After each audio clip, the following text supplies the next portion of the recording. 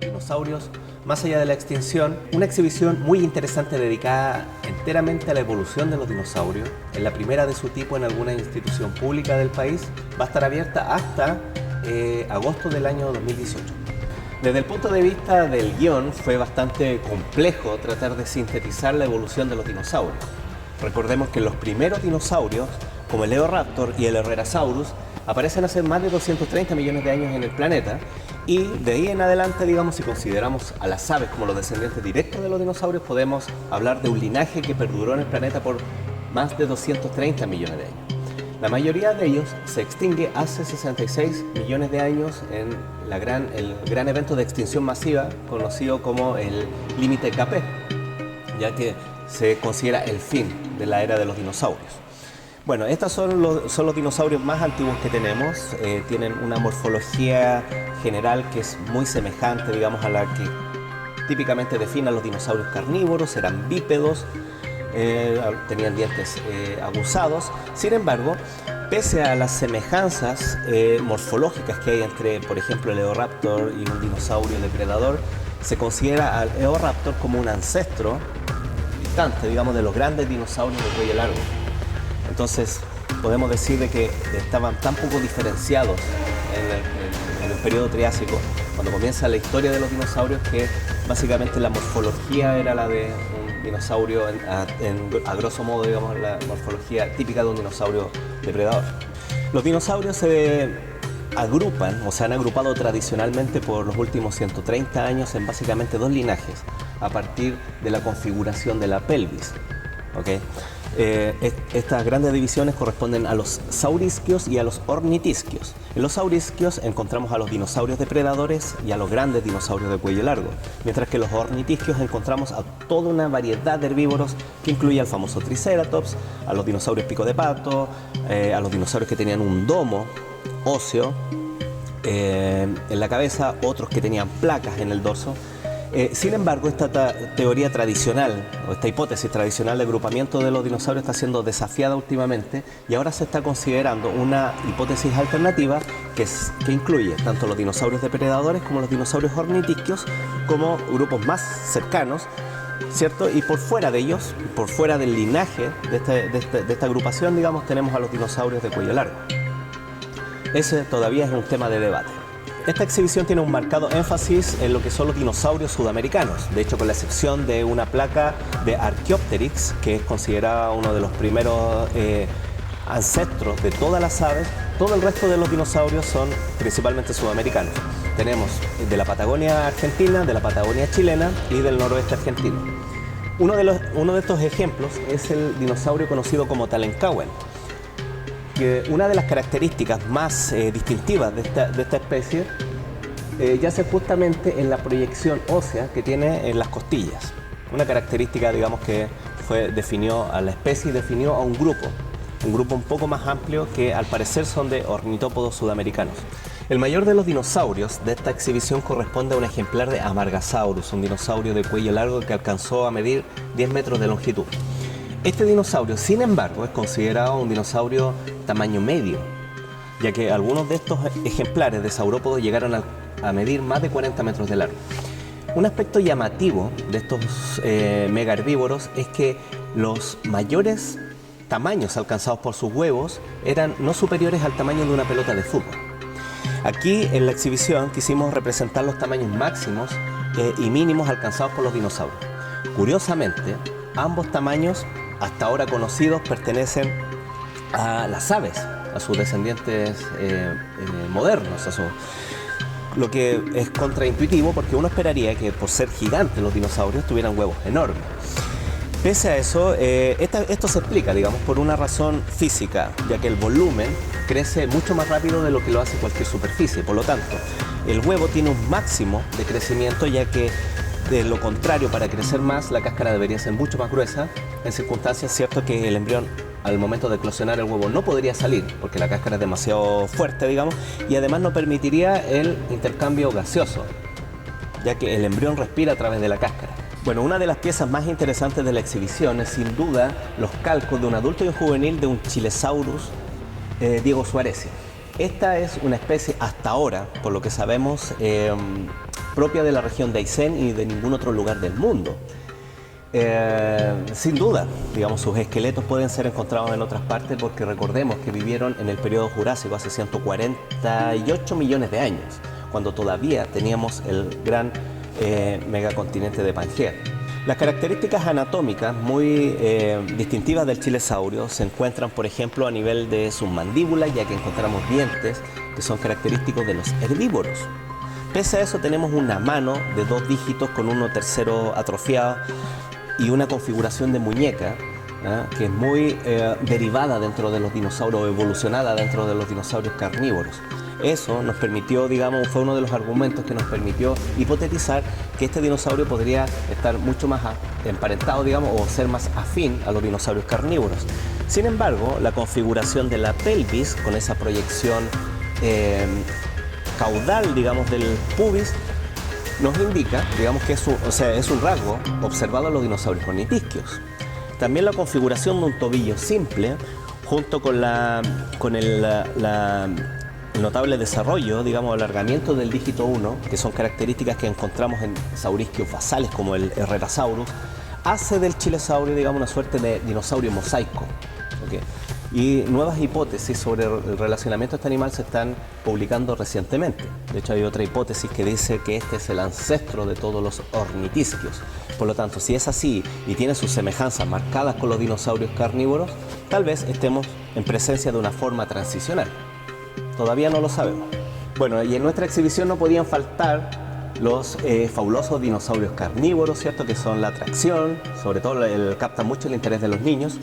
No tenemos un tiranosaurio, ¿ya? Aunque hubieron dinosaurios gigantes, carnívoros gigantes en América del Sur, como el caso del Giganotosaurus.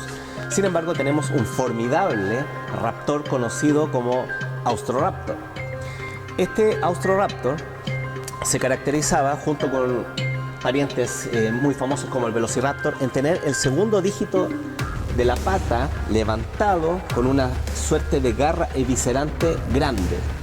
¿Ok? Con eso de seguro le servía, digamos, para atrapar y matar a la presa. Curiosamente, este dinosaurio, a diferencia de sus parientes como el Velociraptor, tenía los brazos relativamente cortos. Si nosotros comparamos, por ejemplo, el Austroraptor con el Buitreraptor, vemos que hay una diferencia importante en la proporción de los brazos. De este grupo de dinosaurios afines al Velociraptor, por ejemplo, y al Buitreraptor, se originan las aves. ¿Ok? Y justamente uno de los rasgos avianos más importantes es tener un brazo extremadamente largo. Puede ser que tal vez el movimiento de cacería de los dromeosaurios haya sido el precursor del aleteo aviano.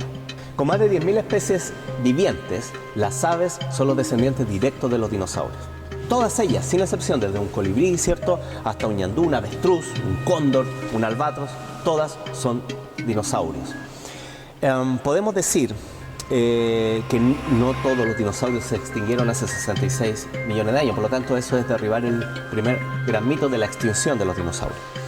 También podemos decir de que todas las características precursoras, anatómicamente hablando, que distinguen a las aves, se originan tan temprano en la evolución del linaje como en el periodo Jurásico, es decir, hace 150 millones de años. Ya tenemos en ese momento dinosaurios totalmente emplumados, ¿ya? De brazos largos, de una muñeca móvil.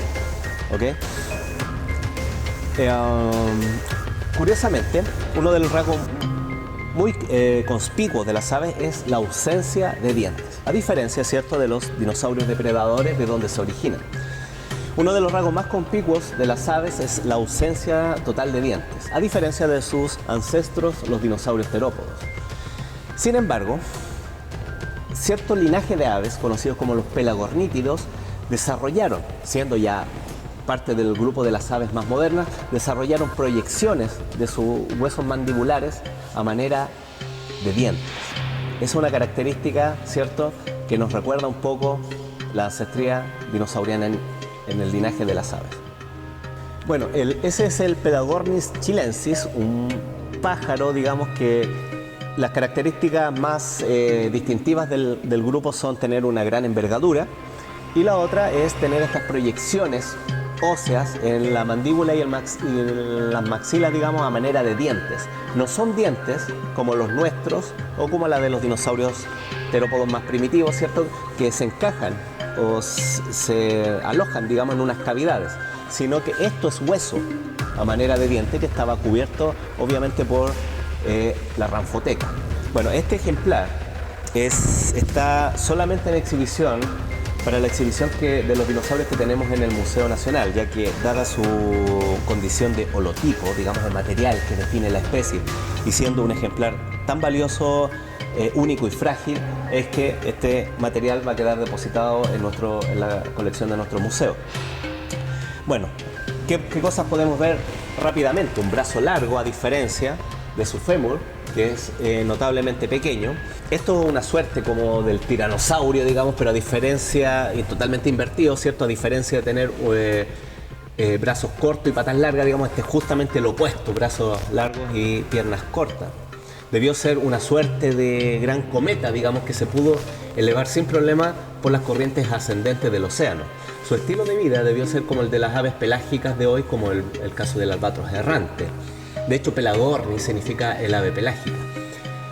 Este hecho del ser un animal pelágico, junto a la fragilidad de sus huesos, ya que son huesos grandes y huecos, ha permitido especular de la razón por la cual hemos encontrado esqueletos articulados tan completos.